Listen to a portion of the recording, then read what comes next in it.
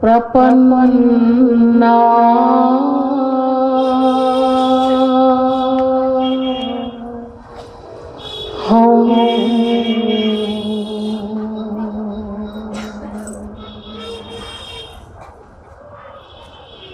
गुरु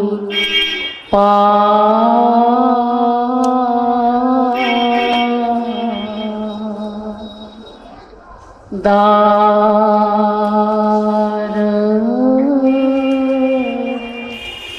विंदय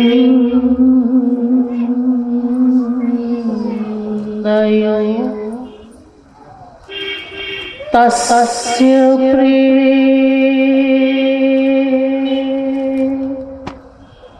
रया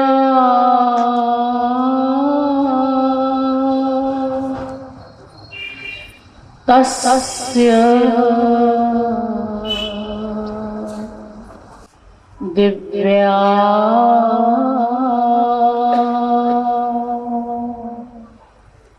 देशं वदाम्यहम्।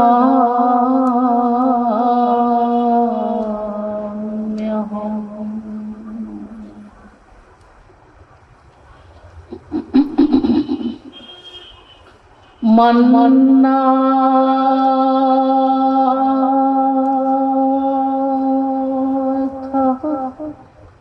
श्री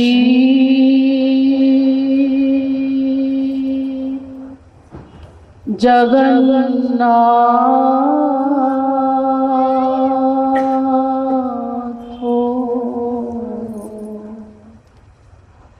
मद्गुरु श्री जगद्गुरु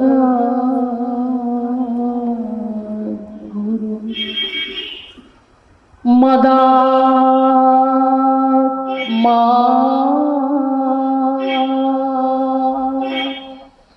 सर्वभूतात्मा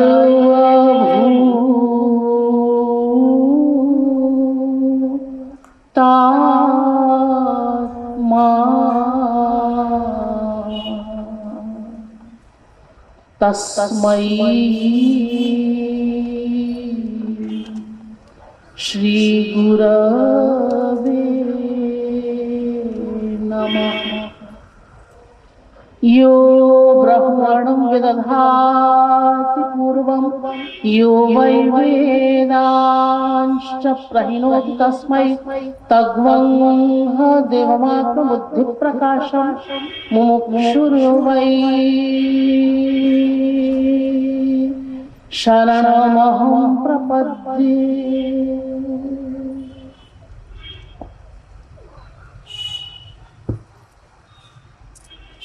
जिज्ञासु जीवात्मा नियमानुसार थोड़ी देर भगवत नाम संकीर्तन कर लीजिए। तत्पश्चात आज इस प्रवचन श्रृंखला का प्रारंभ किया जाएगा। नाम संकीर्तन पहले मैं बोलूंगी, पश्चात आप सब लोग भी संकीर्तन दोहराएं। आप लोगों से ऐसा विनम्र निवेदन है।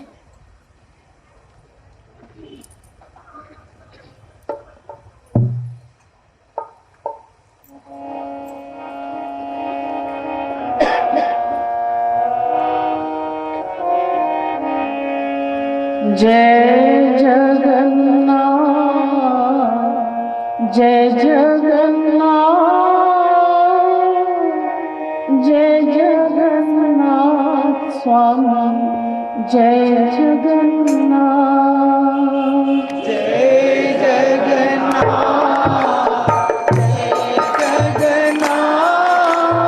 जय जगन्नाथ स्वामी जय जगन्नाथ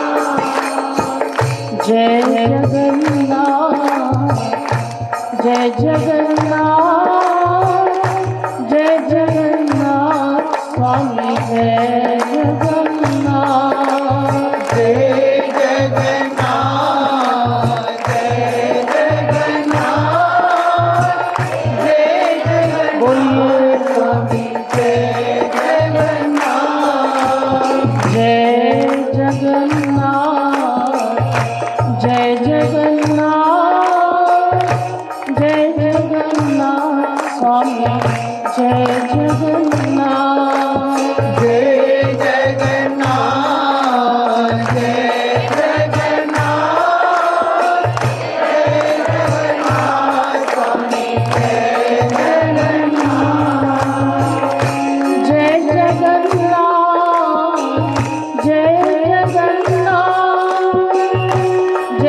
जगन्नाथ स्वामी जय जगन्नाथ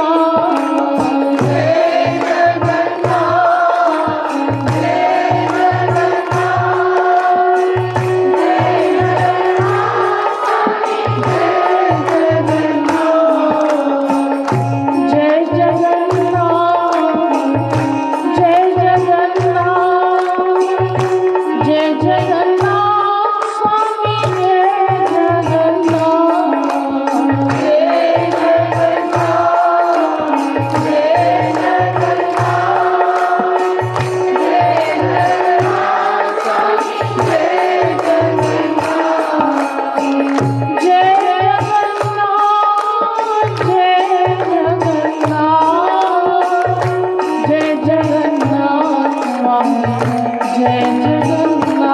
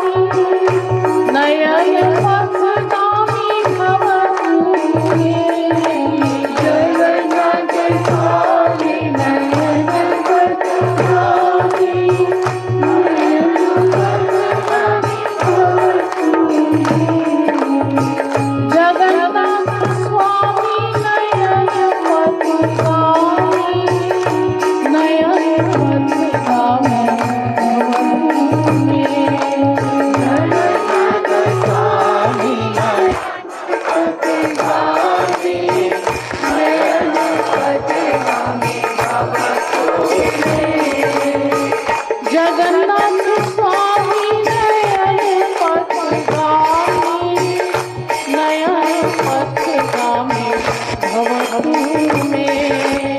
जगन्नाथ स्वामी नयन पथगामी, नयन पथगामी भव तू में। जय जगन्नाथ, जय जगन्नाथ, जय जगन्नाथ स्वामी जय जगन्नाथ। जय जगन्नाथ, जय जगन्नाथ, जय जगन्नाथ स्वामी जय जगन्नाथ। जय जगन्नाथ, जय जगन्नाथ, जय जगन्नाथ स्वामी जय जगन्नाथ। जय जगन्नाथ, जय जगन्नाथ, जय जगन्नाथ स्वामी जय जगन्नाथ। जय जगन्नाथ, जय जगन्नाथ, जय जगन्नाथ स्वामी जय जगन्नाथ। जय जगन्नाथ, जय जगन्नाथ, जय जगन्नाथ स्वामी जय जगन्नाथ। बोलिए जगन्नाथ महाप्रभु की जय। बोलिए वृंदावन बिहारी लाल की जय। श्रीमद् सद्गुरु सरकार की जय।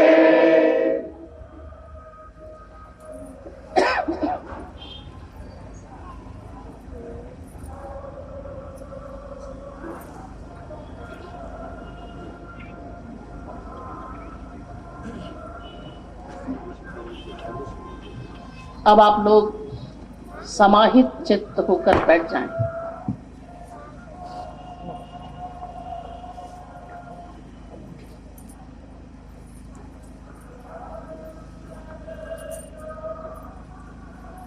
आज से यहाँ मैं एक वेद मंत्र की व्याख्या प्रारंभ करने जा रही हूं।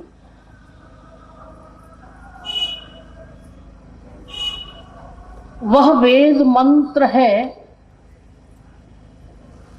तमेव विदित्वा मृत्युमेति नान्यः पंथाः विद्यते यनाय। श्वेताश्वतरोपनिषद 3 अध्याय का 8वां मंत्र।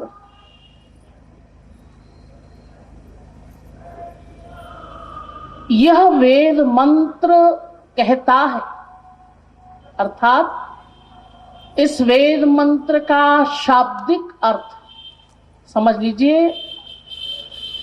यह वेद मंत्र कह रहा है, उसको जानकर ही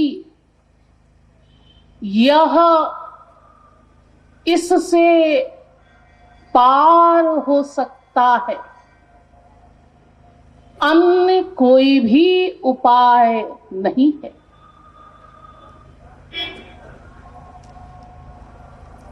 देखिए, इस वेद मंत्र से 3 तत्वों की ओर इशारा किया जा रहा है। कुल 3 तत्व। और हमारी इस सृष्टि में कुल 3 तत्व यही तत्व हैं। नंबर 1 वो, नंबर 2 यह, और नंबर 3 यह। आप में से कोई कहे वो कौन? जिसको जानना है वो कौन है? हाँ, देखिए, वो है वो सुप्रीम पावर जिसको कोई राम कहता है, कोई कृष्ण कहता है, कोई निराकार कहता है, कोई साकार भी कहता है, कोई अल्लाह कहता है, कोई गॉड कहता है, कोई ईश्वर कहता है, अनेक नाम है उसके, अनंत नाम रूपाय है वो। तो वो है वो सुप्रीम पावर। उसको जानकर ही वेद कह रहा है, ध्यान दीजिए, उसको जानकर ही यह, नंबर 2, यह जो उसको जानने वाला है, जो उसको जानेगा, वो क्या तत्व है आप लोग जानना चाहेंगे? देखिए, वो है आत्मा, जीव। और इसी को अंग्रेजी में कहा गया सोल, और सांसारिक भाषा में इसी को कहा जाता है मैं। और देखिए, उसको जानकर ही यह इससे परे हो सकता है, यानी जिससे पार होना है, वो भी एक तीसरा तत्व है। वो क्या है वो तत्व? देखिए, वो है माया। इसी माया को, इसी का पर्यायवाची शब्द है दुख, अशांति, अतृप्ति।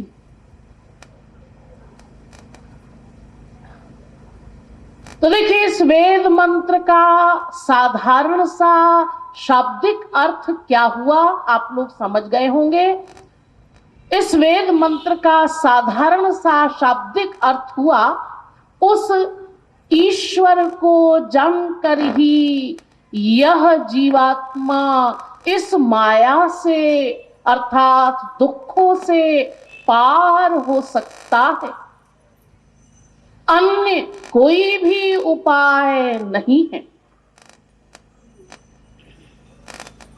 आप में से कोई कहेगा कि उसको क्या हम सब जीव जान सकते हैं? उसको कौन कौन जान सकता है, उस सुप्रीम पावर को? जब ये बात आती है उसको कौन कौन जान सकता है, तो आप में से ही कोई कह सकता है कि जी कौन कौन क्या? सब उसको जान सकते होंगे। सब क्यों जान सकते होंगे? इसलिए क्योंकि सब उस ईश्वर के पुत्र हैं। वेद कहता है अमृतस्य वै पुत्रा,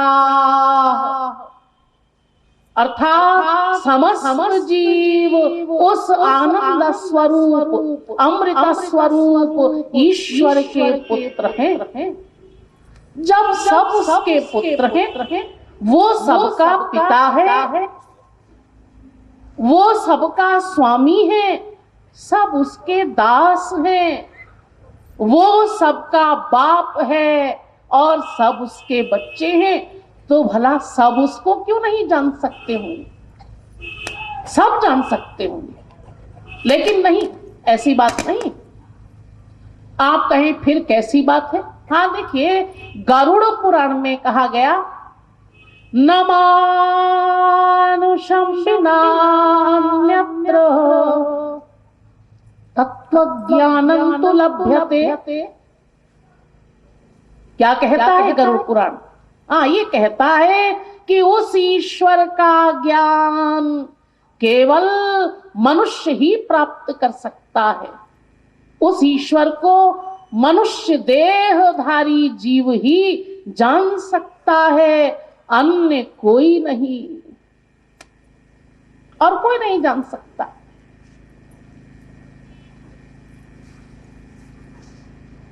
देखिए, कॉमन सेंस की बात है, आप समझ सकते हैं। देखिए, आप लोगों को यहां कई दिन पूर्व से सूचित किया गया होगा, 2-4 दिन पहले से, कि आज इतने इतने बजे यहां श्री जगन्नाथ मंदिर में इस सत्संग का कार्यक्रम है। आप लोग यहाँ सत्संग का लाभ लेने आए हैं। यदि मैं आप में से किसी से पूछूं कि आपने एक बड़ी गलती कर दी, आप कहेंगे क्या गलती कर दी? गलती ये कर दी कि आप अपने साथ अपने पालतू पशु पक्षियों को नहीं लेकर आए। मतलब किसी के घर में होगा कुत्ता, किसी के घर में बिल्ली, किसी के घर में तोता, किसी के घर में गाय भैंस इत्यादि। तो आप अपने साथ उन पालतू पशु पक्षियों को भी ले आते। ये गलती कर दी आपने। हाँ, आप कहेंगे अरे वो तो पशु है, पशु पशु को इससे क्या लाभ मिलेगा, पशु क्या समझेगा ये प्रवचन, ये सत्संग की बात। हाँ देखिए, मतलब ये कि कॉमन सेंस से भी आप जानते हैं, समझते हैं कि उस ईश्वर का ज्ञान केवल मनुष्य देहधारी जीव ही प्राप्त कर सकता है। मनुष्य देहधारी जीव का मतलब जिन जीवों को ये मानव शरीर मिला है, बस वही उसको जान सकते हैं, अन्य कोई नहीं।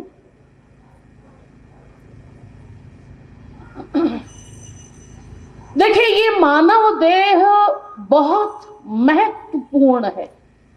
आज इसके महत्व पर हम लोग विचार करें। हाँ देखिए, वेद कह रहा है इह चेदवेदी दथ सत्यमस्ति न चेदिहा वेदी महति विनष्टि। केनोपनिषद दूसरे खंड का 5वां मंत्र कहता है, ऐ मनुष्यों, जल्दी से जल्दी उसको जान लो। आप कहें, कोई कहे कि उसको, वो कौन, किसको जाने? वो जो तुम्हारा अंशी है, जिसके तुम अंश हो, उसको जान लो। और अगर नहीं जाना तो क्या होगा परिणाम, वो भी बता रहा है वेद। क्या बता रहा है? इह चेदशकद्धोद्धुम प्राक् शरीरस्य विस्रसः ततः सर्गेषु लोकेषु शरीरत्वाय कल्पते। दूसरे अध्याय की 3री वल्ली का 4था मंत्र, कठोपनिषद क्या कहता? देखो मनुष्यों, यदि उस ईश्वर को इसी मानव शरीर में नहीं जाना, जानने का प्रयत्न नहीं किया, तो फिर से 84 लाख प्रकार की योनियों में चक्कर लगाना पड़ेगा। फिर से कूकर, शूकर, कीट, पतंग इत्यादि योनियों में भ्रमण करना पड़ेगा, हीनतर योनियों में जाना पड़ेगा। ये दुर्दशा होगी, इसलिए सावधान हो जाओ। इसीलिए वेद पुनः कहता है, उत्तिष्ठत जाग्रत प्राप्य वरान् निबोधत। कठोपनिषद पहले अध्याय की 3री वल्ली का 14वां मंत्र। इसका अर्थ है, उत्तिष्ठत, ऐ मनुष्यों उठो, जागो और जल्दी से जल्दी महापुरुषों की शरण में जाकर उस ईश्वर का ज्ञान प्राप्त कर लो। और देखिए, स्वामी विवेकानंद जी ने भी कहा, ठीक यही बात उन्होंने कही, awake, arise and stop not till the goal is reached. और देखिए, वेद व्यास जी महाराज, जिनका नाम आप लोग सभी जानते होंगे लगभग, जिन्होंने 18 पुराणों की रचना की, वेदों का विभाजन किया, इसीलिए उनका नाम वेद व्यास हुआ।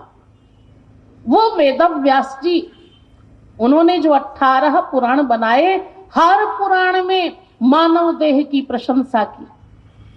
क्या प्रशंसा की? देखिए भागवत से सुन लीजिए। दुर्लभो मानुषो देहो देहिनाम क्षण भंगुरा तत्रापि दुर्लभम मन्ये वैकुंठ प्रिय दर्शनम। 11वें स्कंध के दूसरे अध्याय का 29वां श्लोक। ये मानव देह, वेदव्यास जी कहते हैं जीवों, ये मानव देह बड़ा ही दुर्लभ है, बहुत दुर्लभ। और महाभारत में भी कहा गया न मानुषात् श्रेष्ठतरम किंचित्। इस मानव देह से श्रेष्ठ देह कोई और नहीं है।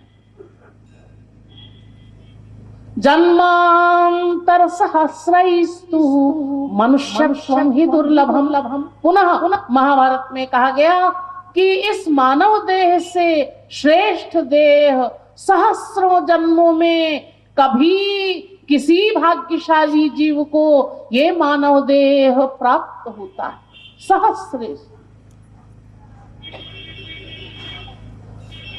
और तुलसीदास जी तो कहते ही, बहुत से लोग पढ़ते होंगे रामचरितमानस, कबहु करी करुणा नर देही देत ईश बिनु हेतु सनेही। कभी करुणा करके कहते हैं वो कि जब कभी भगवान को किसी जीव पर बड़ी दया आती है, ध्यान दीजिए, जब वो किसी जीव पर दया करना चाहते हैं, कृपा करना चाहते हैं, तो उनकी सबसे बड़ी कृपा है यही कि उस जीव को ये मानव देह प्रदान कर देते, मानव शरीर दे देते। और देखिए हमारे भारतवर्ष के सर्वप्रथम जगत गुरु हुए आदि जगत गुरु शंकराचार्य जी महाराज, लगभग 2500 वर्ष पूर्व उन्होंने भी कहा इस मानव देह के विषय में। क्या कहा? दुर्लभम त्रयमेवैतत् दैवानुग्रहकारकम् मनुष्यत्वं मुमुक्षुत्वं महापुरुष संभवम्। वे कहते हैं कि 3 चीजें बड़ी ही दुर्लभ हैं। दुर्लभ का मतलब होता है जो बड़ी मुश्किल से मिले, बड़ी कठिनाई से मिले, उसको कहते हैं दुर्लभ। तो ये मानव देह बड़ा ही दुर्लभ है। नंबर 1 उन्होंने कहा मनुष्यत्वम। और नंबर 2 मुमुक्षुत्वम, यानी मुमुक्षा। मुमुक्षा का मतलब आप कहेंगे मुमुक्षा किसे कहते हैं? देखिए मुमुक्षा का मतलब है ईश्वर को जानने की जिज्ञासा, भूख ईश्वर को जानने की, ईश्वर से हमारा क्या संबंध है, ईश्वर प्राप्ति कैसे होगी, ईश्वर को प्राप्त करना क्यों आवश्यक है, इत्यादि बातों का परिज्ञान, ये कहलाता है मुमुक्षा। और नंबर 3 है महापुरुष संभवम, किसी महापुरुष की प्राप्ति। महापुरुष का अर्थ है जो भगवत प्राप्त हो, जिसने भगवत प्राप्ति कर ली हो। ऐसा कोई महापुरुष, वास्तविक संत किसी को मिल जाए, ये और भी दुर्लभ है। और उन्होंने तो ये कह दिया कि इसमें मानव देह, इन तीनों में मानव देह आधार है। आप कहें मतलब? आधार का मतलब क्या? आधार का मतलब ये कि यदि मानव देह ही नहीं मिलेगा तो ईश्वरीय भूख भी नहीं और महापुरुष का मिलन भी नहीं होगा। इसलिए आधार बताया गया मानव देह को। और देखिए यही शंकराचार्य जी कहते हैं आगे, लब्ध्वा कथंचित् नर जन्म दुर्लभम तत्रापि पुंस्त्वं श्रुति पारदर्शनम यस्त्वात्म मुक्त्यै नयते तमूढ़धीः सस्वात्महास्वं विनिहन्ति सद्ग्रहात्। इसका अर्थ समझ लीजिए, वे कहते हैं इस बड़ी मुश्किल से मिले हुए मानव देह को प्राप्त करके यदि कोई अपनी आत्मा की मुक्ति के लिए प्रयत्न नहीं करता, परिश्रम नहीं करता, तो वो आत्महत्यारा है, अपना सर्वनाश कर रहा है, ऐसा कहलाएगा वो जीव। तो देखिए वेद से लेकर रामायण तक ध्यान दीजिए, समस्त ग्रंथों में मानव देह की प्रशंसा की गई और समस्त आचार्य, बड़े बड़े आचार्य इस मानव देह की प्रशंसा कर रहे हैं। ये मानव देह सर्वश्रेष्ठ है। आप कहें, कोई कहे कि अरे हमारी सृष्टि में 84 लाख प्रकार के जीव हैं। 84 लाख योनि आप लोग जानते होंगे, सुना होगा। तो 84 लाख प्रकार के जीव हैं इस सृष्टि में। उनमें अनेक प्रकार के जीव, कोई जलचर है, जल में रहने वाला, कोई भूचर है, पृथ्वी पर रहने वाला, कोई खेचर है, अर्थात जल और पृथ्वी दोनों जगह रहने वाला, कोई नभचर है, आकाश में उड़ने वाला, कोई अंडज, अंडे से पैदा होने वाला, कोई स्वेदज, कोई पसीने से पैदा होने वाला, कोई उद्भिज, कोई जरायुज। अनेक प्रकार के जीव हैं, छोटे बड़े, कीट पतंग। तो इन 84 लाख प्रकार की योनियों में से इस मानव देह को इतना स्ट्रेस क्यों दिया जा रहा, इतना महत्व क्यों दिया जा रहा है? ऐसी क्या खास बात है इस मानव देह में? ये प्रश्न आप लोगों के किसी के भी मस्तिष्क में पैदा हो सकता है। हाँ, देखिए इस प्रश्न का समाधान आज ही किया जाए।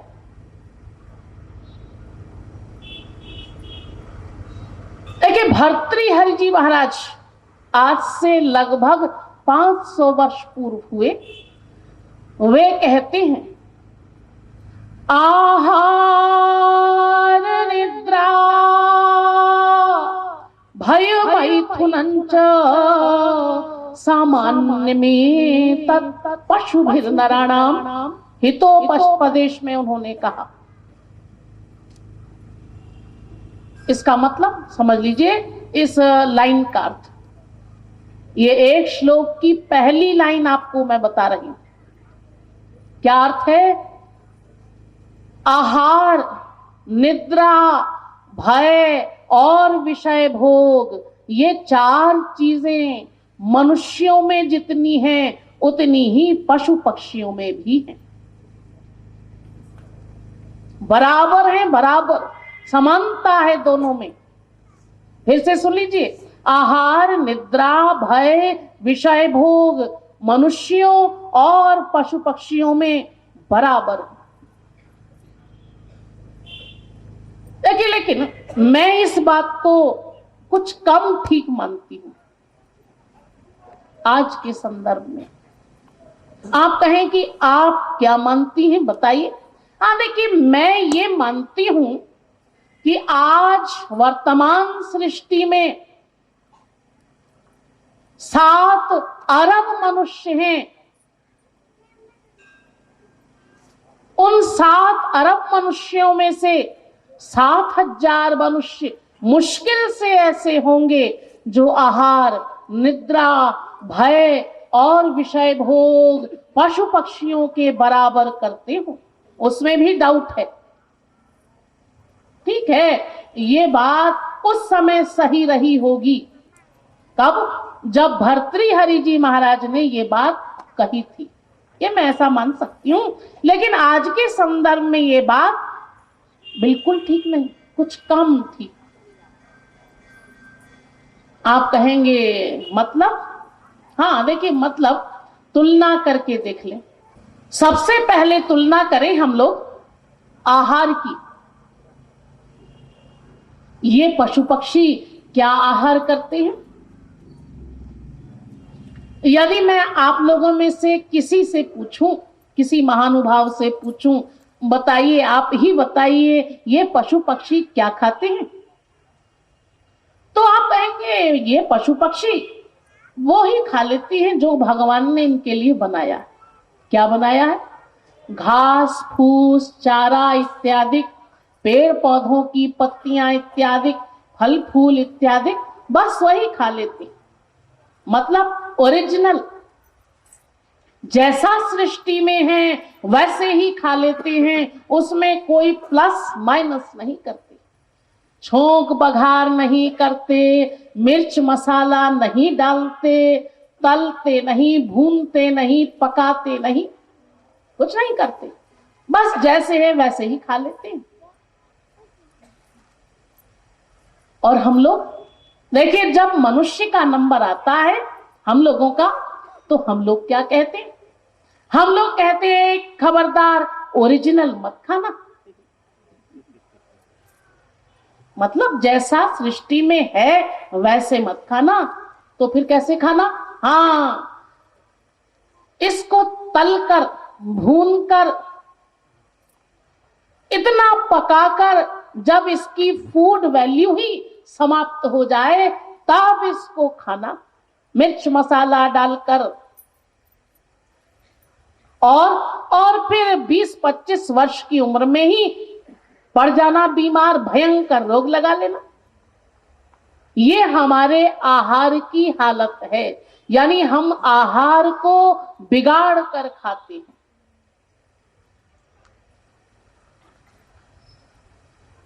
अब देखिए दूसरी चीज, निद्रा। ये पशु पक्षी कैसे सोते हैं? देखिए, ये पशु पक्षी आप ही कहेंगे सादा सोते हैं, ठीक समय पर सोते हैं, समय पर उठ जाते हैं, कोई आडंबर इनको नहीं चाहिए, कोई गद्दा रजाई नहीं चाहिए, कोई कूलर एसी नहीं चाहिए, इनको आराम से सो जाते हैं। और हम लोग, हाँ देखिए, हम लोग मनुष्य ने सोने के लिए, आराम के लिए ही इतनी सुख सुविधाएं इकट्ठी की, मकान भी बनवाया, बढ़िया बढ़िया मकान, डनलप का गद्दा भी लगवाया, एसी कूलर वगैरह भी लगवाया, लेकिन सोने का कोई नियम नहीं है। क्या नियम?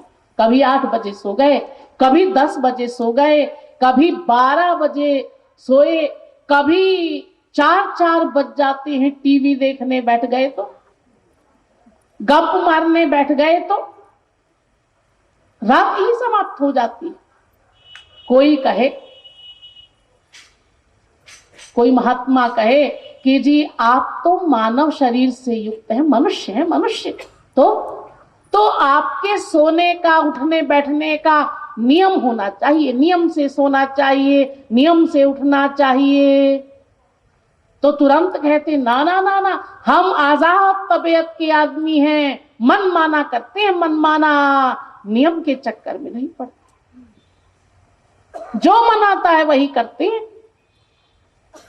हाँ, तो देखिए, ये हमारी निद्रा की हालत है। भय, ये पशु पक्षी आप लोग देखते होंगे, गाय बैल भैंस इत्यादि, ये इनको कोई विशेष भय नहीं होता। दिन हो रात हो, अंधेरा हो उजाला हो, निर्भय घूमते रहते हैं जब तक इनको कोई मारे वारे ना। और हम लोग देखिए, मनुष्य की क्या हालत है आज के संदर्भ में, खास तौर से कोई मनुष्य सुनसान सड़क से जा रहा हो रात के 10 बजे, तो परिचित लोग कहते हैं, घर वाले कहते हैं, भाई उधर से मत जाना। क्यों ना जाना, क्या बात है? वो ऐसा है, तुम्हारे पास एक गाड़ी है, कोई छीन लेगा।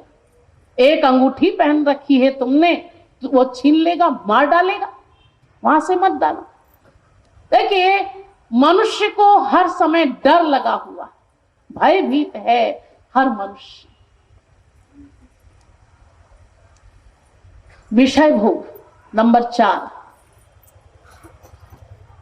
ये पशु पक्षी वर्ष में केवल एक बार ही विषय भोग करते, गाय बैल भैंस इत्यादि।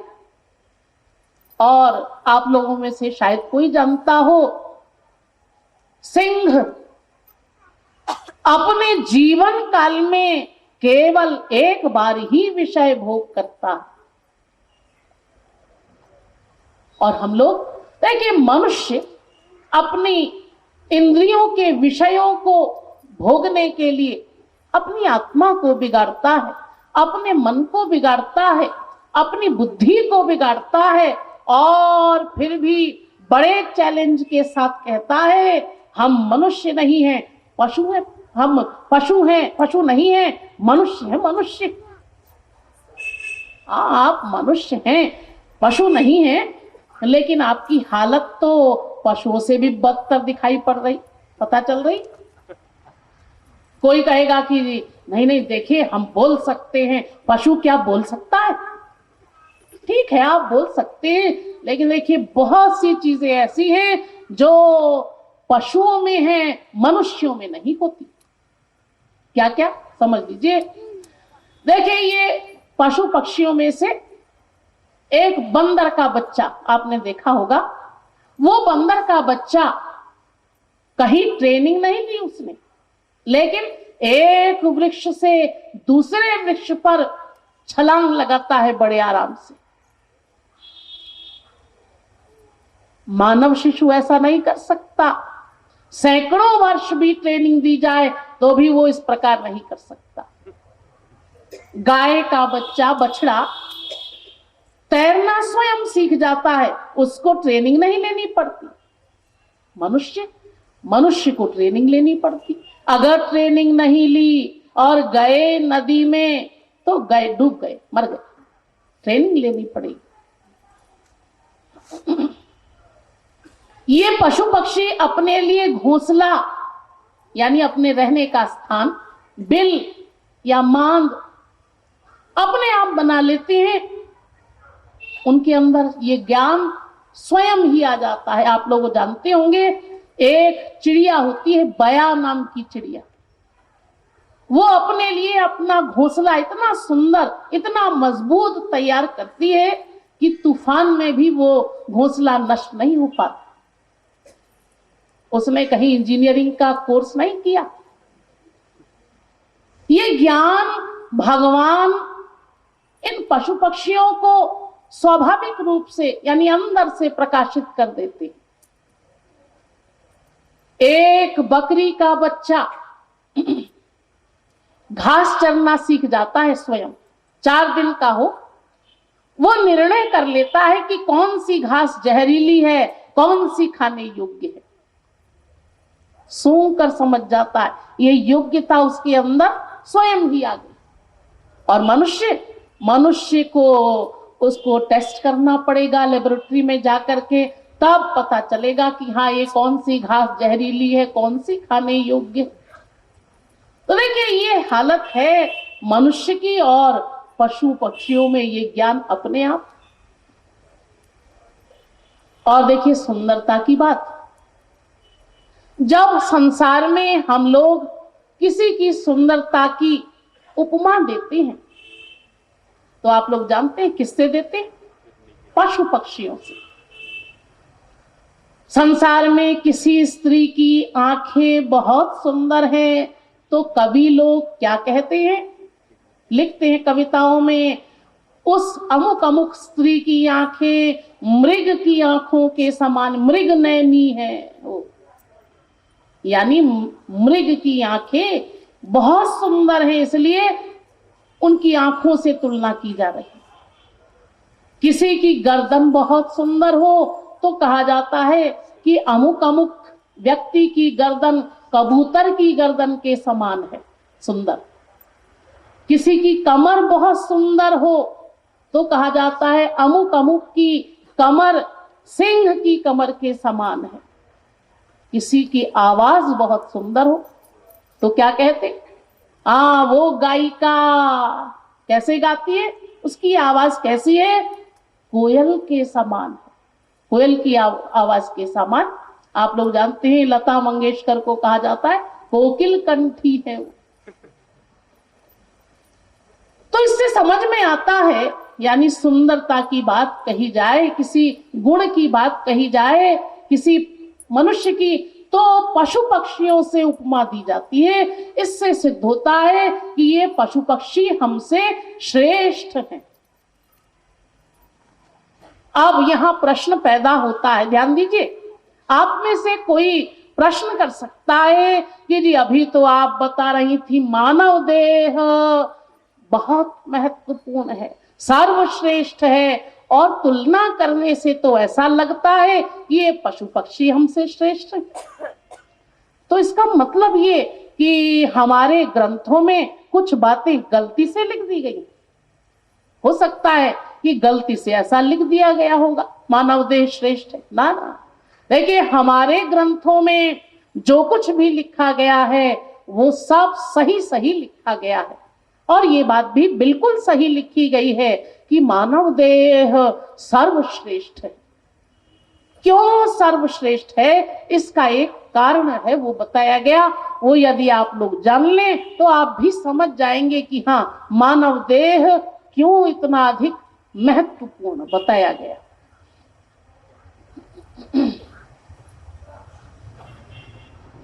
देखिए रामचरितमानस में एक प्रकरण आता है उत्तरकांड में। गरुड़ जी ने कागभुशुंडी जी से 7 सवाल किए, 7 प्रश्न, बढ़िया बढ़िया प्रश्न किए जो उच्च कोटि के विद्वानों के मस्तिष्क में आ सकते हो, यानी टॉप क्लास के प्रश्न। और उनमें से भी सबसे पहला प्रश्न किया। देखिए कागभुशुंडी जी ने कहा कि देखो गरुड़, समय कम है, संक्षेप में बोलो। तो उन्होंने कहा ठीक है महाराज। महाराज सबसे पहला प्रश्न, वो जो सबसे इंपॉर्टेंट है, पहले तो उन्होंने कहा नाथ मोहि निज सेवक जानी, सब प्रश्न मम कहु बखानी। 7 सवाल कर रहा हूं। उनमें से पहला प्रश्न किया, महाराज बताइए, प्रथम ही कहु नाथ मति धीरा, सबते दुर्लभ कवन शरीरा। पहला प्रश्न है, ये बताइए कि सबसे दुर्लभ शरीर कौन सा है, सबसे इंपॉर्टेंट शरीर कौन सा है। कागभुशुंडी जी ने कहा कि अरे भाई ऐसा प्रश्न क्यों कर रहे हो, क्या बात है। गरुड़ जी ने कहा महाराज अगर महत्व तो पता चल जाए तो लापरवाही बंद हो जाती है, संसार में भी होता है ऐसा ही। एक बार की बात है, एक व्यक्ति रात के अंधेरे में कहीं किसी स्थान पर जा रहा था। तो अंधेरा था, सड़क पर चमकती हुई कोई चीज उसको दिखाई पड़ी। उसने वो तुरंत उठा ली, घर पर लाया और लाकर देखा तो बड़ा खुश हो गया। अरे ये तो बड़ी कीमती अंगूठी है, उसमें एक नग लगा हुआ था। उसने सोचा कि अरे अगर ये कीमती हुआ, यानी हीरा वगैरह हुआ, तो मजा आ जाएगा। ये सोच सोचकर खुशी से इतना वो खुशी में तन्मय हो गया कि रात भर नींद भी नहीं आई। सवेरा हुआ, बाजार खुला, ज्वेलर के पास गया और जाकर दिखाया कि भाई ये अंगूठी रात को मिल गई थी कहीं पड़ी हुई, जरा इसकी कीमत तो बताओ। उसको कोई जानकारी खास नहीं थी ज्वेलर को। उसने इधर उधर इलट पलट कर देखा, अरे कोई खास नहीं, 100 रुपया कीमत है इसकी। 100 रुपया? अरे 100 रुपया हमारे लिए क्या है, हम तो लखपति। लापरवाही से ऐसे ही अलमारी में वो अंगूठी उसने फेंक दी। देखिए 6 महीने बाद उस व्यक्ति को उस अंगूठी की फिर से याद आई, जब एक प्रख्यात जौहरी उसके शहर में आया। याद आया, अरे वो अंगूठी दिखानी चाहिए जौहरी साहब। उठाया अंगूठी को, जौहरी के पास ले गया और कहा कि देखिए जौहरी साहब, इसकी क्या कीमत होगी। जौहरी ने देखा, अरे ये तुम्हें कहां से मिला? असली हीरा है, असली हीरा। 50 लाख रुपया कीमत है इसकी। 50 लाख? हाँ 50 लाख। देखिए सुनते ही उस अंगूठी को उस व्यक्ति ने जौहरी के हाथ से खींच लिया, ले लिया, घर पर लाया, खुशी से नाचने लगा, अलमारी के अंदर लॉकर में बंद कर दिया। देखिए कीमत बढ़ गई, कहने का मतलब इंपॉर्टेंस बढ़ गई उसकी। वो व्यक्ति भी वही है जो 6 महीने पहले था, वो अंगूठी भी वही है जो 6 महीने पहले थी, उसकी दृष्टि भी वही है जो 6 महीने पहले थी। लेकिन अंतर ये कि जब तक उसने उस अंगूठी के मूल्य को नहीं जाना था ठीक तो माना भी नहीं था, उससे उसका प्रेम भी नहीं हुआ था, लापरवाही वश फेंक दिया था उसने। लेकिन जैसे ही, ध्यान दीजिए, जैसे ही जिस क्षण उसने जान लिया 50 लाख कीमत है इस अंगूठी की, तो तुरंत इंपॉर्टेंस बढ़ गई और अलमारी में अंदर लॉकर में बंद कर दिया। ठीक इसी प्रकार गरुड़ जी ने कहा, महाराज यदि महत्व पता चल जाए तो लापरवाही बंद हो जाए, इसलिए महाराज कृपा करके बता दीजिए कौन सा शरीर महत्वपूर्ण है।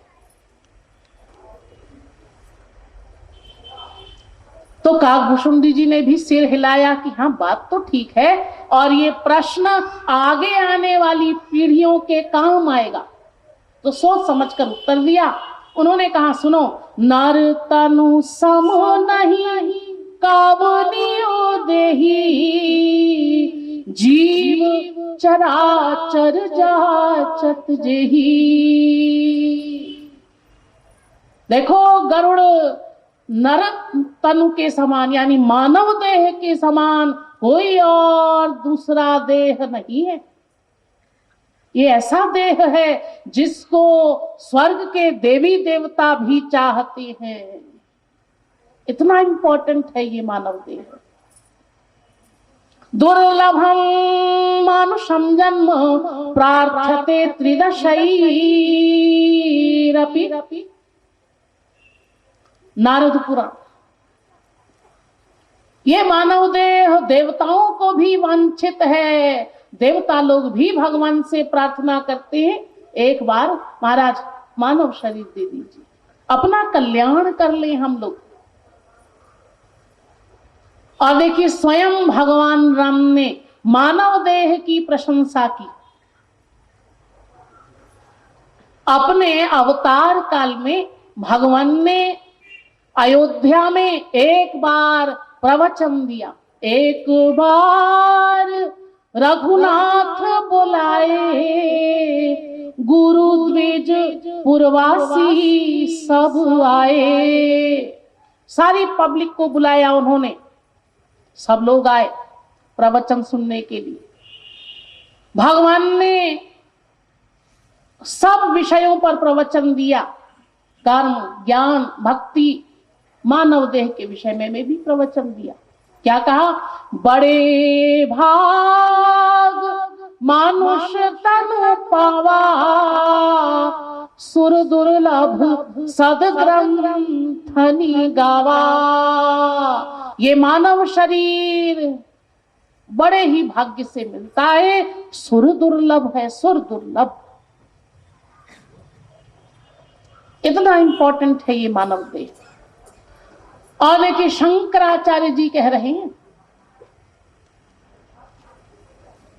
मनुज देह भुवि दुर्लभम समधिगम्य सुरैरपि वाञ्छितम् विषयलं पटता मपहाय वै भजत रे मनुजा कमलापतिम।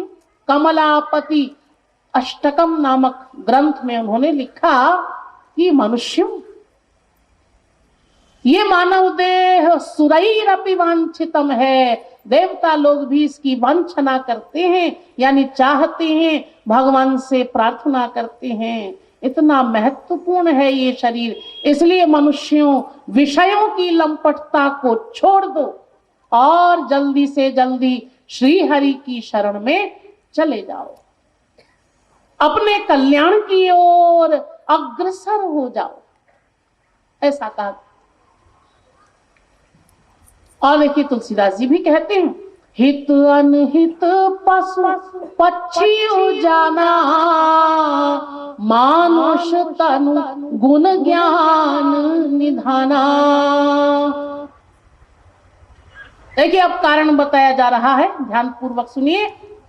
भर्तृहरि जी, जो मैंने आपको पहली लाइन बताई थी, इसी श्लोक की दूसरी लाइन में कहते हैं, इसका उत्तर देते हैं, ज्ञानम हितेशा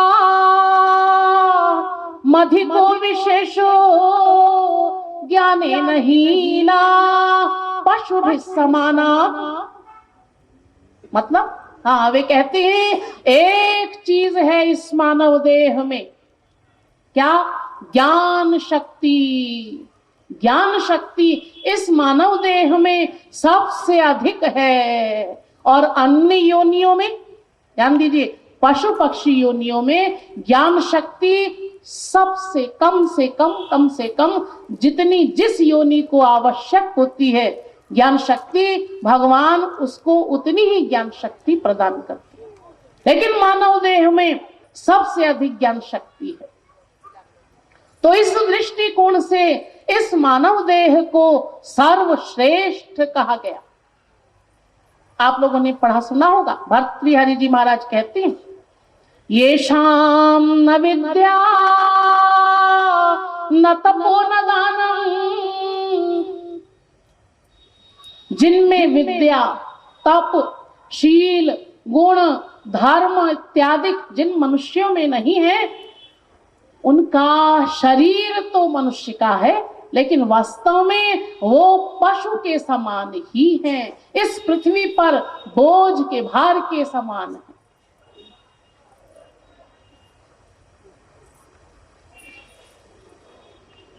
तो देखिए आप समझ गए होंगे, ये मानव देह ज्ञान से युक्त है, ज्ञान इसमें सबसे अधिक मात्रा में पाया जाता है। एक उदाहरण से समझ लीजिए,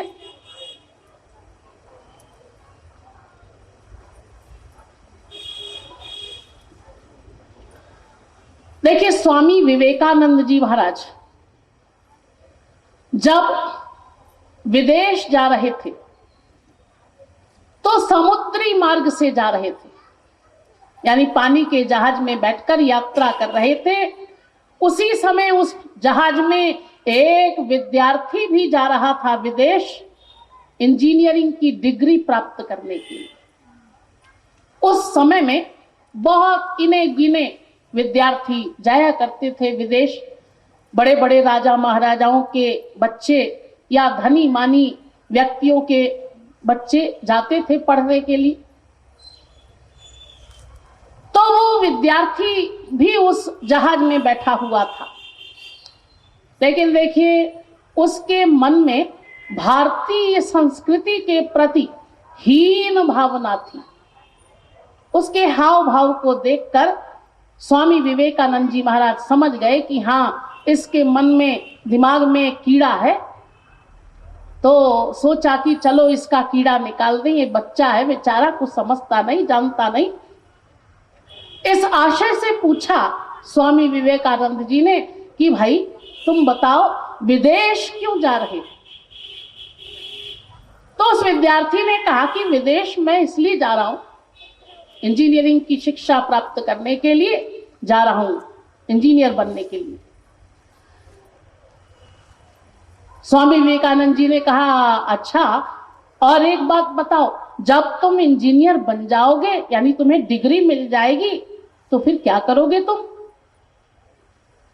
विद्यार्थी ने उत्तर दिया कि फिर मैं भारतवर्ष वापस लौटूंगा और भारत सरकार में मुझे कोई बढ़िया कुछ नौकरी मिल जाएगी, मैं नौकरी करूंगा, आराम से रहूंगा ठाट बाट से।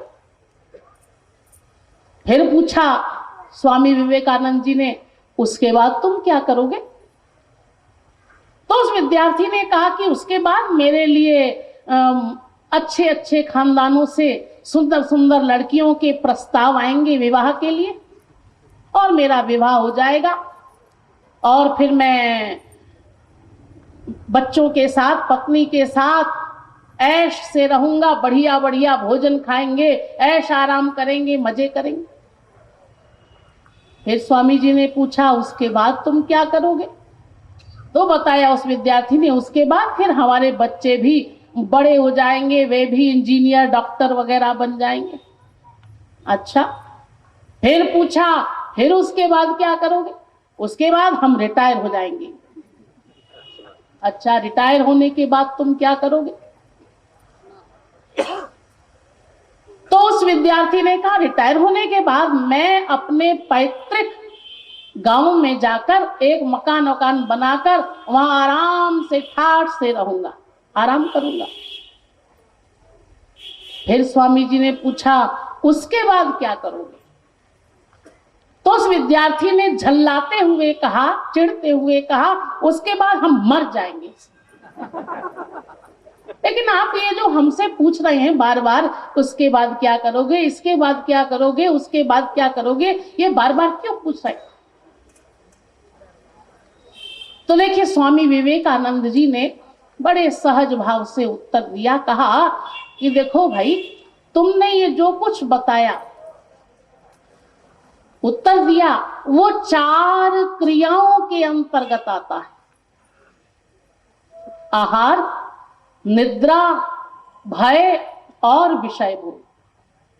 तो देखो, ये जो आहार, निद्रा, विषय भोग, भय, ये तो सब पशु पक्षी भी कर लेते हैं, ये कोई विशेष बात नहीं हुई।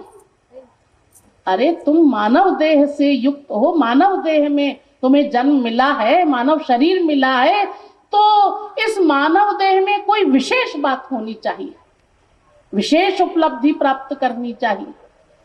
क्यों मिला है मानव देह, ये तुम्हें नहीं मालूम। समझ गया वो व्यक्ति कि हाँ, ये मैं तो अभी तक इन 4 क्रियाओं के अंतर्गत ही, इन्हीं में ही पड़ा हुआ था। ये मानव देह केवल इसके लिए नहीं मिला, मानव देह हमें अपने कल्याण के लिए मिला है।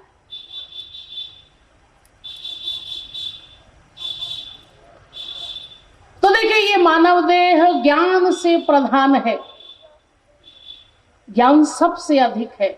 और शास्त्र कहती है, यदि इस मानव देह में युक्त ज्ञान का हमने सदुपयोग नहीं किया तो दुरुपयोग भी A1 क्लास का होगा।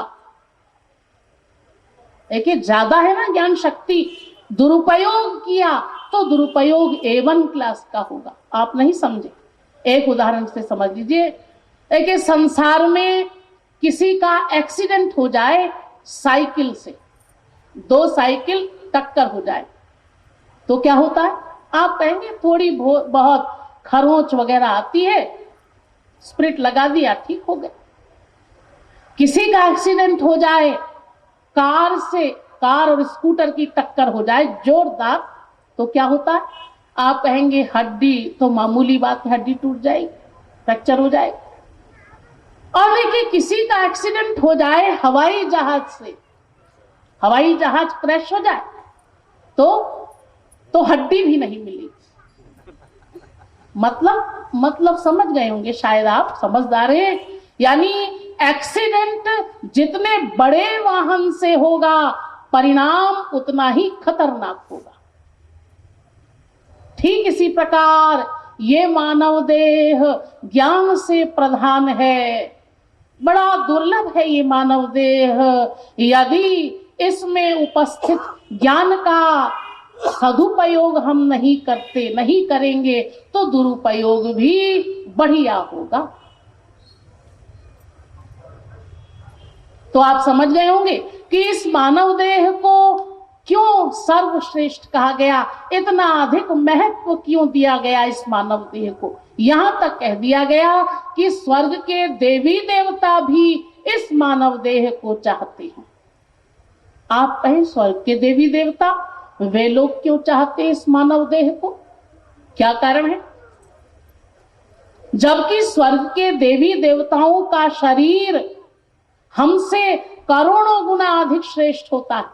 बहुत से लोग जानते होंगे, देखिए देवी देवताओं का शरीर तेजस होता है, तेज युक्त। आप यहां जितने बैठे हैं, आपके बीच में कोई देवता आकर खड़ा हो जाए अचानक, तो उसके तेज से यदि कोई कमजोर दिल वाला हो तो बेहोश हो जाए, मूर्छित हो जाए। देवताओं की आंखों की पलकें ऊपर नीचे नहीं होती जैसे हम लोगों की होती। देवताओं के शरीर को धूल ही नहीं लगती। देवताओं का शरीर पृथ्वी से ऊपर ही रहता है। देवताओं को भूख नहीं लगती, देवताओं को प्यास नहीं लगती। देवताओं के शरीर से मल मूत्र पसीना इत्यादि का निर्गमन भी नहीं होता।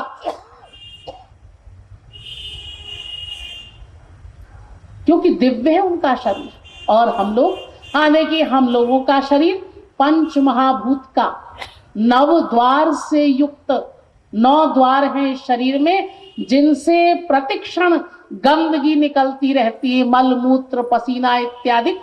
गर्मियों का समय है, अगर 1-2 दिन कोई न नहाए, एक ही दिन ना नहाए, स्नान न करे, तो उस व्यक्ति को अपने ही शरीर से बदबू आने लगेगी। ऐसा गंदा ये मानव शरीर है पंच महाभूत का।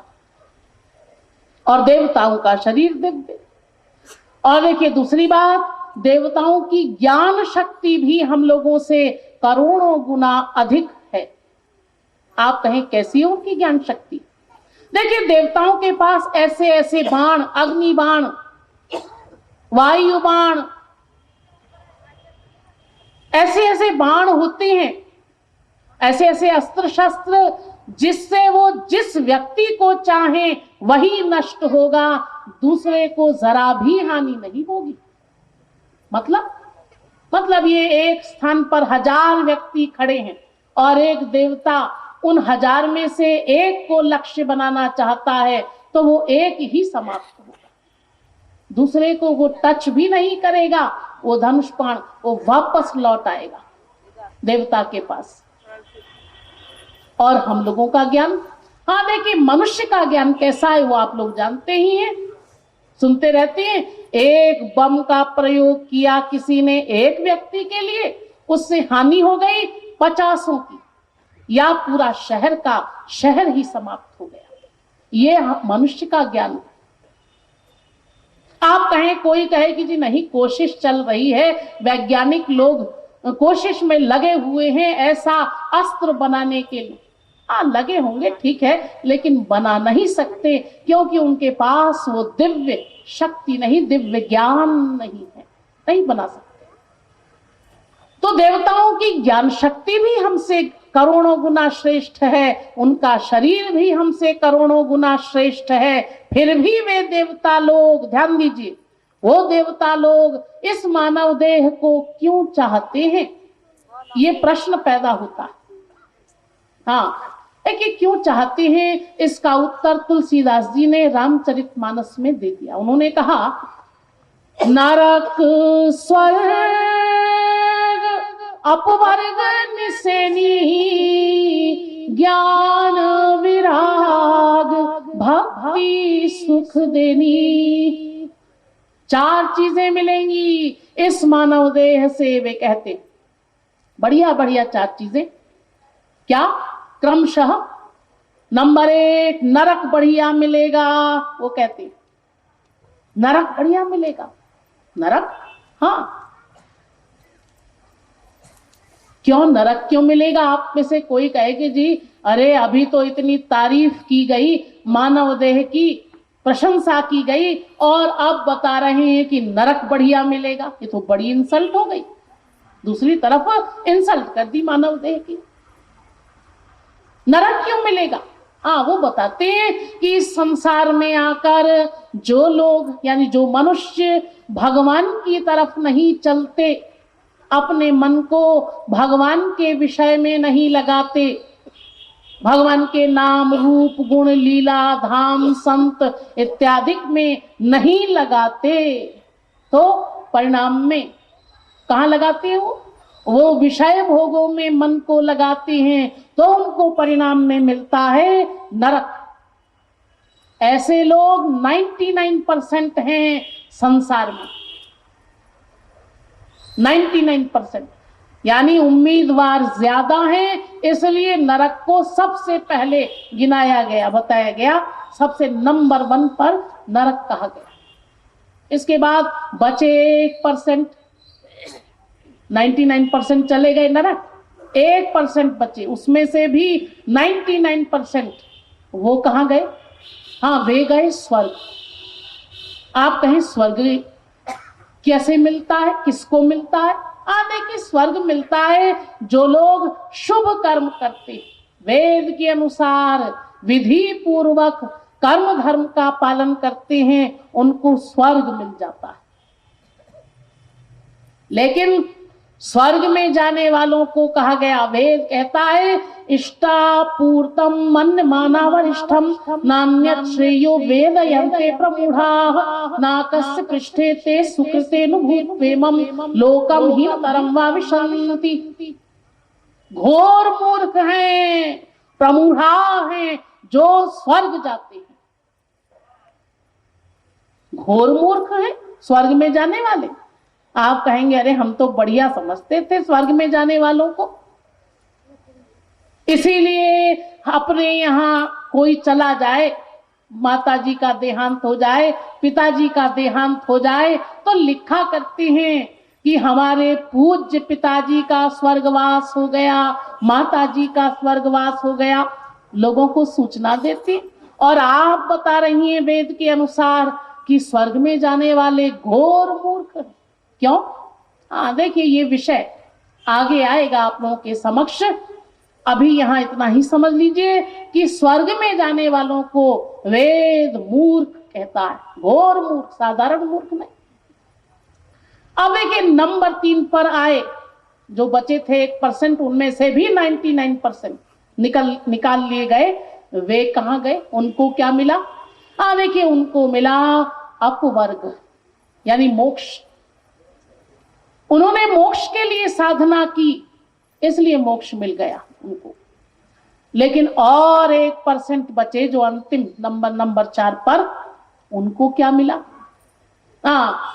उन्होंने कहा हमें अपवर्ग भी नहीं चाहिए, मोक्ष भी नहीं चाहिए। क्या चाहिए? उन्होंने कहा कि जी हमको भक्ति चाहिए।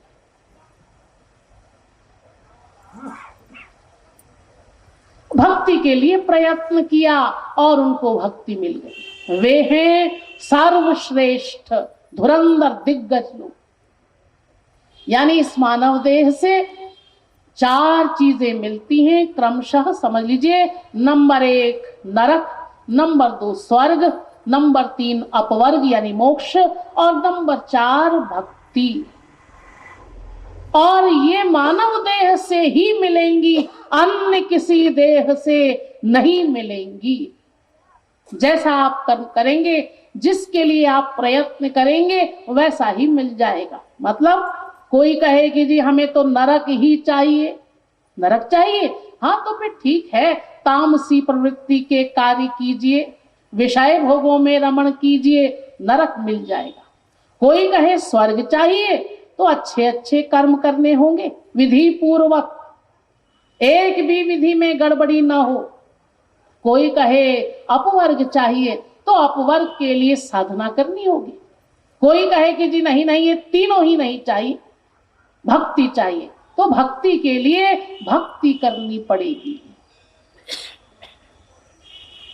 यहां पर समझ लीजिए, एक भक्ति है जो हमें करनी है, जिसको साधन भक्ति कहा जाता है, और एक भक्ति है सिद्धा भक्ति जो हमें मिलेगी साधन भक्ति करने पर गुरु की कृपा से। तो देखिए, इस मानव देह से 4 चीजें मिलती हैं बढ़िया बढ़िया। इसीलिए अब समझ गए होंगे कि स्वर्ग के देवी देवता भी इस मानव देह को चाहते हैं। वे कहते हैं कि स्वर्ग में तो हम बहुत बार जा चुके हैं, स्वर्ग के चक्कर लगा चुके हैं, वहां से भी हमारी समस्या का समाधान नहीं हुआ, आनंद नहीं मिला, तो फिर अब की बार फिर से मानव देह मिल जाए तो हम अपने कल्याण के लिए प्रयत्न करें।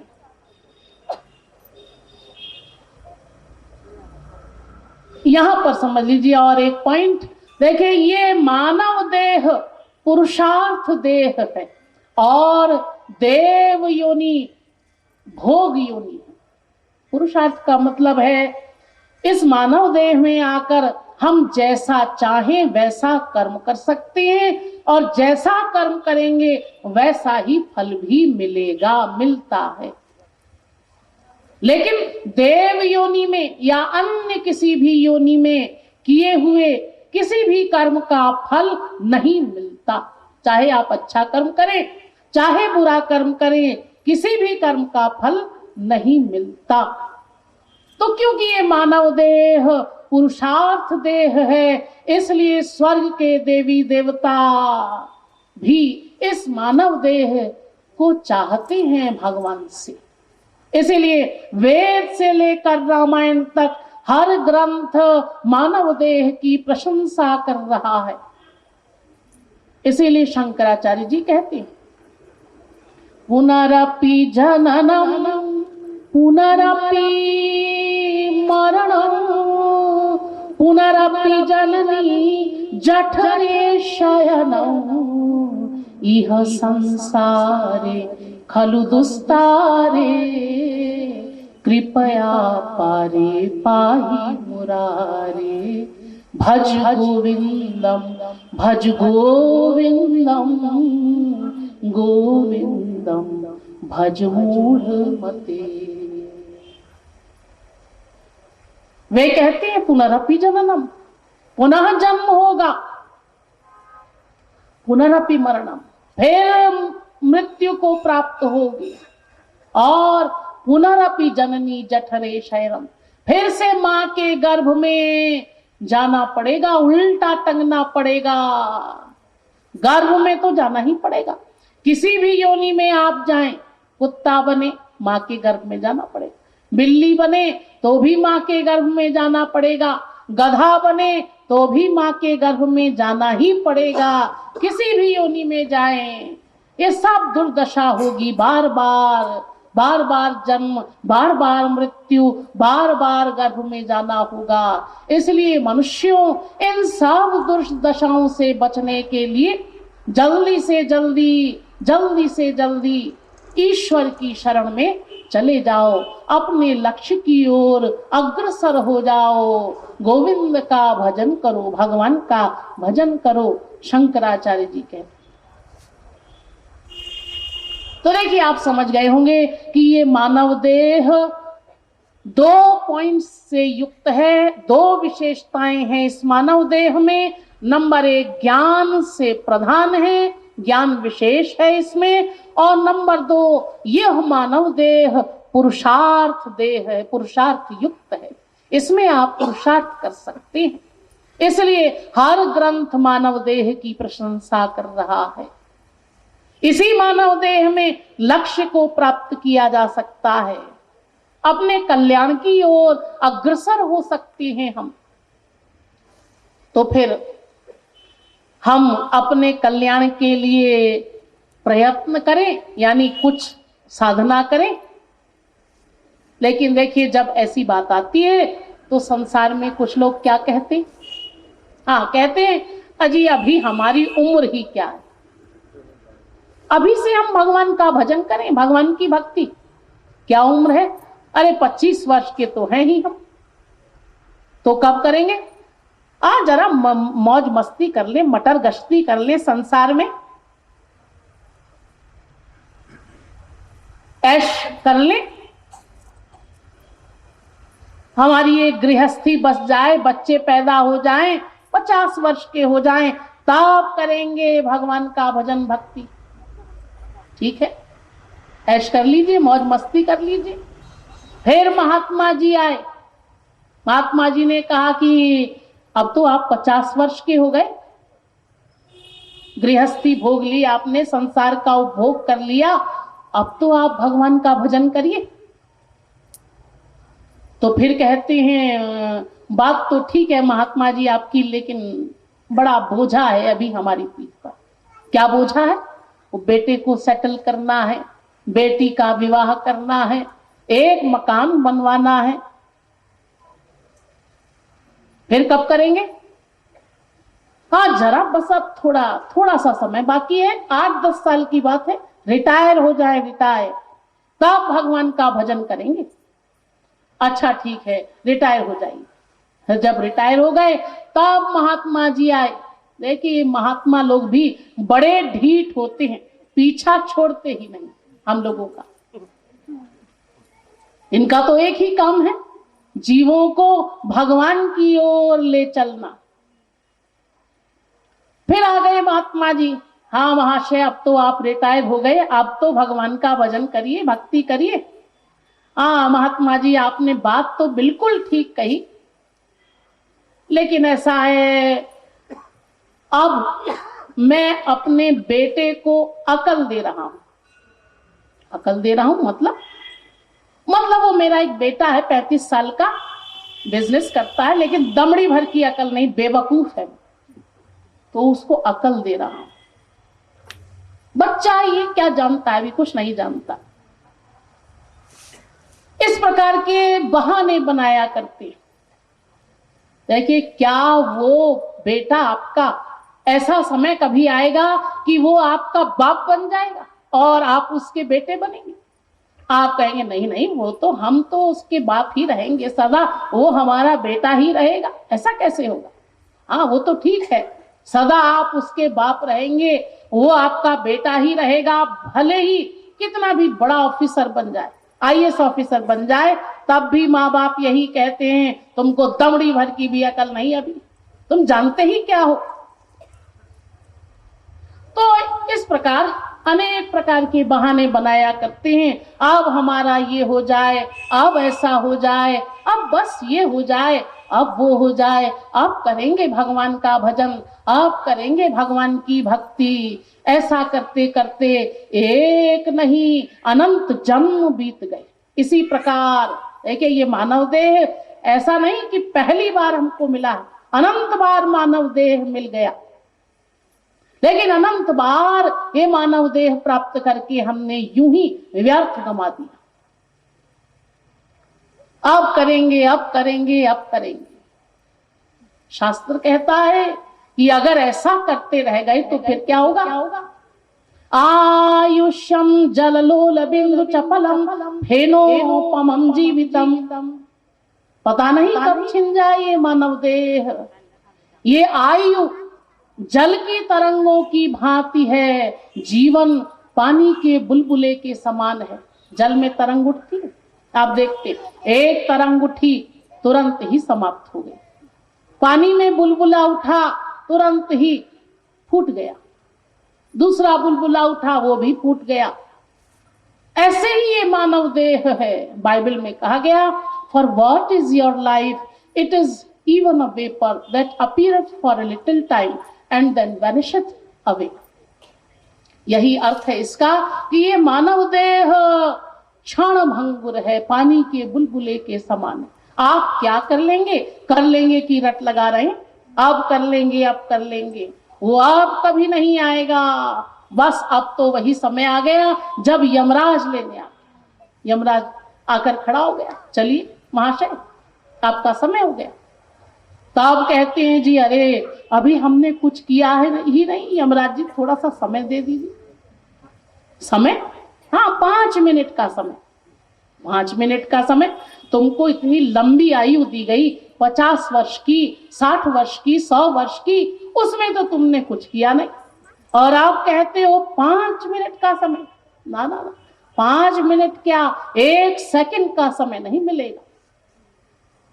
आप लोग जानते हैं ऐसा ही होता है संसार में, जिसका समय जब आ गया यानी अंतिम समय, उसको उसी समय जाना पड़ेगा। तो देखिए, ये मानव देह वैसे तो बड़ा इंपॉर्टेंट है, बड़ा दुर्लभ, लेकिन एक गड़बड़ी है, इस मानव देह में क्षण भंगुर है, कब समाप्त हो जाए कुछ पता नहीं। एक आप्तवाक्य है, रात्रिर्गमिष्यति भविष्यति सुप्रभातम् भास्वानुदेश्यति हसिष्यति पंकजश्री इत्थं विचिन्तयति कोशगते द्विरेफे हा हंत हंत नलिनीं गज उज्जहार सूक्ति। एक बार एक भौरा कमल के फूल के अंदर बैठा था, उसकी खुशबू ले रहा था। भौरे को खुशबू में आसक्ति होती है, तो खुशबू ले रहा था और सोच रहा था खुशबू लेते हुए, अभी तो शाम होने में देर है, थोड़ी देर बाद उड़ जाऊंगा, थोड़ी सी खुशबू और ले लूं, बस थोड़ी देर बाद उड़ जाऊंगा, थोड़ी सी खुशबू और ले लूं। ये सोचते सोचते सोचते सोचते न जाने कब कमल का फूल बंद हो गया और वो भौरा भी कमल के अंदर बंद हो गया। भौरे ने देखा इधर उधर, अरे ये तो मैं तो सोचता ही रह गया और ये फूल बंद भी हो गया, अब क्या करें। चलो कोई बात नहीं, कल सवेरा होगा, सूर्योदय होगा, सूर्योदय के साथ कमल का फूल खिलेगा, फिर मैं उड़ जाऊंगा। बस यही प्लानिंग प्रैक्टिस कर रहा था, जैसे हम लोग करते, अब करेंगे, अब करेंगे, अब करेंगे। ऐसे ही वो भौरा भी सोच रहा था। बस इतने में ही एक हाथी, मतवाला हाथी आया तालाब पर पानी पीने के लिए। उसने कमल के फूल को तोड़ा, अपने मुख में रख लिया, भौरा मारा गया। ठीक यही अवस्था हम लोगों की भी है। तो देखिए, ये मानव देह क्षण भंगुर है, कब समाप्त हो जाए कुछ निश्चित नहीं है। दशरथ जी महाराज भगवान राम के पिता हुए, जिनका रथ 10 दिशाओं में जाता था, इतने बड़े डिग्री उनको प्राप्त थी दशरथ जी। वो दशरथ जी महाराज एक बार दर्पण में मुख देखते हुए कंघी कर रहे थे। तुलसीदास जी ने बहुत सुंदर लिखा है इसको, श्रावण समीप भये सित केसा मनहु जरठपन असूप देसा नृप जुबराज राम कह देहु जीवन जन्म लाहु की न लेहु। दर्पण में मुख देख रहे थे, कंघी कर रहे थे, देखा कान के पास के बाल सफेद हो गए, मतलब बुढ़ापा दस्तक दे रहा है, बुढ़ापा आ गया है, आ रहा है, इशारा कर रहा है कि जाओ अब अपने कल्याण की ओर अग्रसर हो। तो दशरथ जी को देखिए, वो कान के पास के बाल, सफेद बाल देखकर वैराग्य हो गया कि अब मुझे जंगल में जाकर परमार्थ की प्राप्ति के लिए प्रयत्न करना चाहिए और ये राज्यपाट राम को दे देना चाहिए। देखिए, दशरथ जी को तो कान के पास के बाल देखकर वैराग्य हो गया, और हम लोग आजकल संसार में क्या होता है, कान के पास के बाल ही क्या, पूरी खोपड़ी के बाल सफेद हो जाएं तो भी ऐसा सोचते हैं, कहते हैं कोई बढ़िया कंपनी का डाई मिल जाए तो इन बालों को हम फिर से काला कर दें। ये हम लोगों की हालत है। यानी फिर भी होश नहीं आता।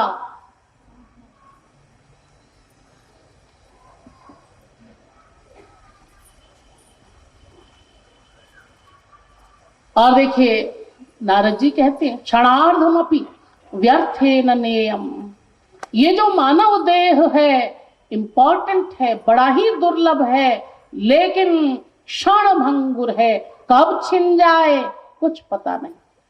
मैंने आपको बताया था प्रारंभ में वेदव्यास जी का वो श्लोक, दुर्लभो मानुषो देहो देहिनाम क्षणभंगुर, वे कहते हैं ये मानव देह है तो दुर्लभ लेकिन क्षणभंगुर है, कब मृत्यु आ जाए कुछ पता नहीं।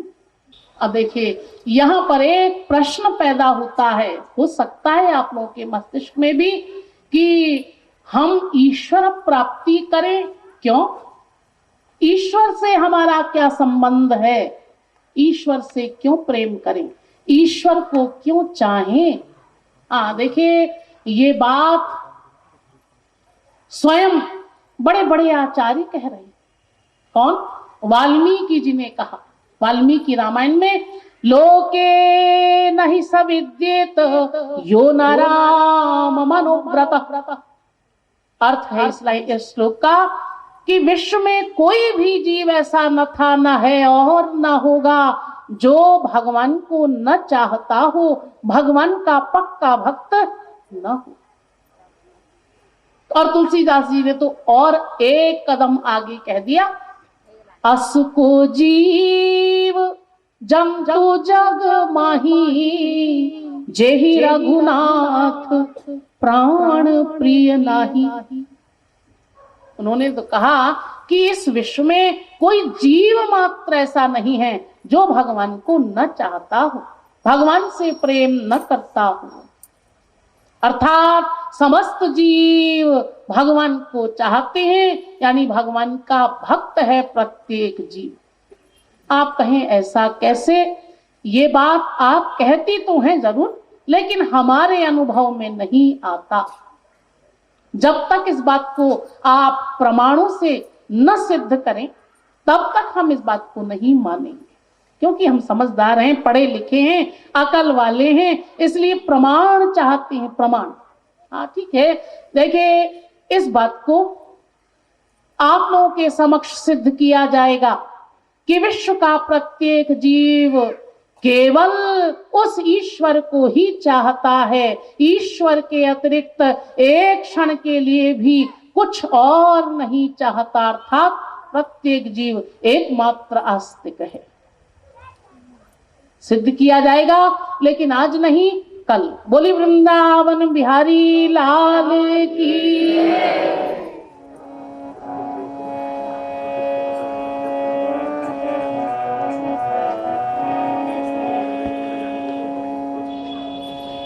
मोहन तेरे चरणों की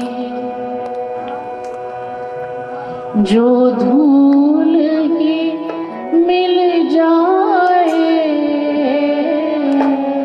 मोहन तेरे चरणों की। सब लोग दोहराएंगे हमारे बाद। मिल जाए मोहन तेरे चरणों की जो धूल ही मिल जाए, मोहन तेरे चरणों की जो धूल ही मिल जाए। सच कहती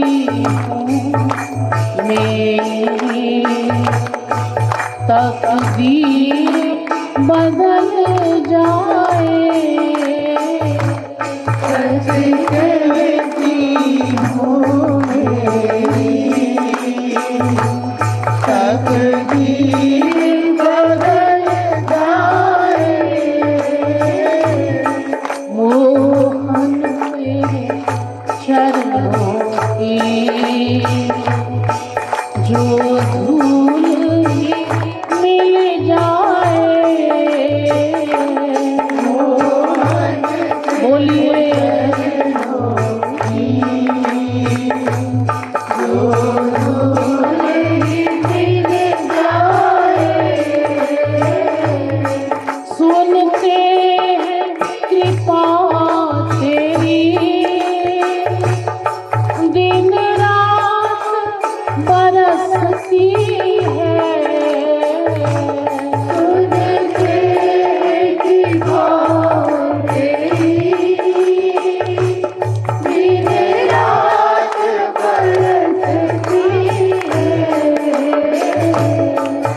सुनते हैं कृपा तेरी, दिन रात बरसती है। सुनते हैं कृपा तेरी, दिन रात बरसती है। एक बूंद जो मिल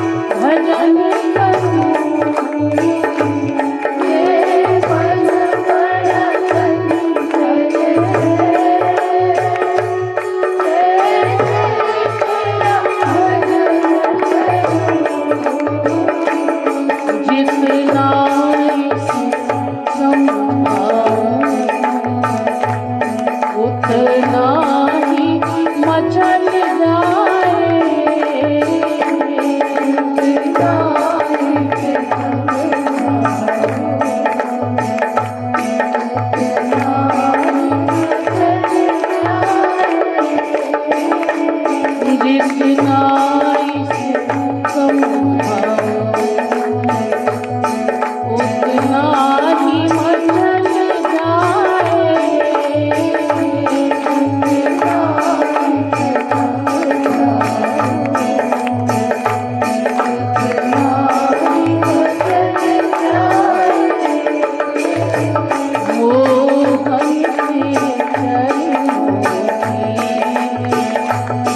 जो भूल ही मिल